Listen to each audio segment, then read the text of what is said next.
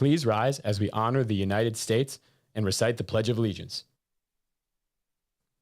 I pledge allegiance to the flag of the United States of America and to the republic for which it stands, one nation, under God, indivisible, with liberty and justice for all. Please be seated.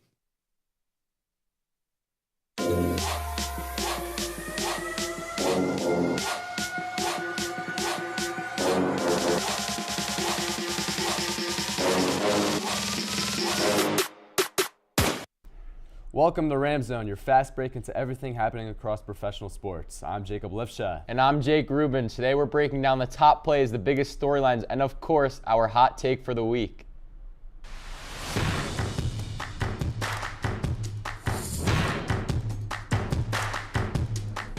Let's kick things off with the top plays from the week. Coming in at number 3, we head to the quarterfinals matchup between Japan and Venezuela.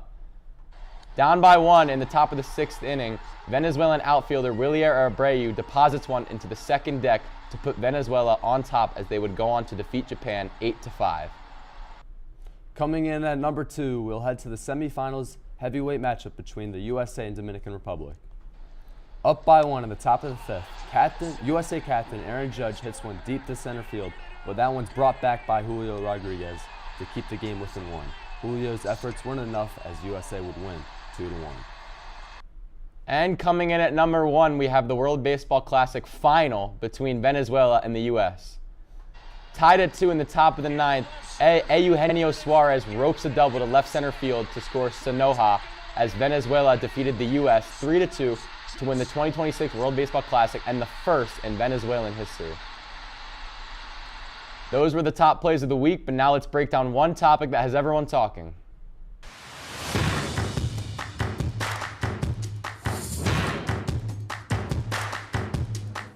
It's that type of season again. It's March. You know what time that means. It's March Madness.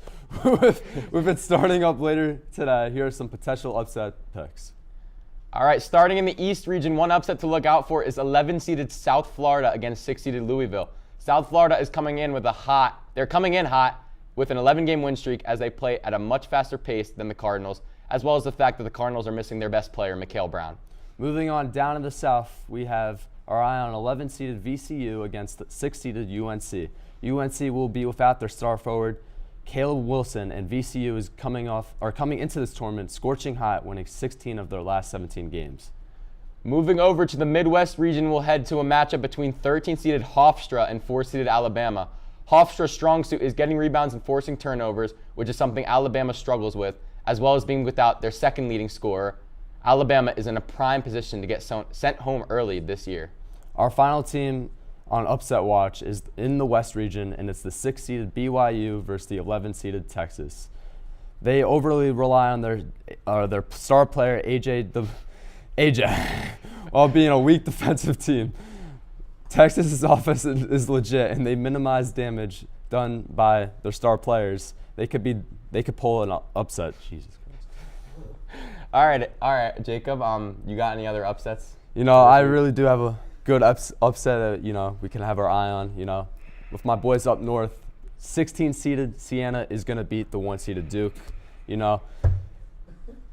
How can you not go wrong with Siena? All right, right, yeah. How can you not go wrong? If Bam could drop 83, Siena could beat Duke. All right. All right, we showed you the highlights. We gave you a breakdown. Now it's time to turn up the heat.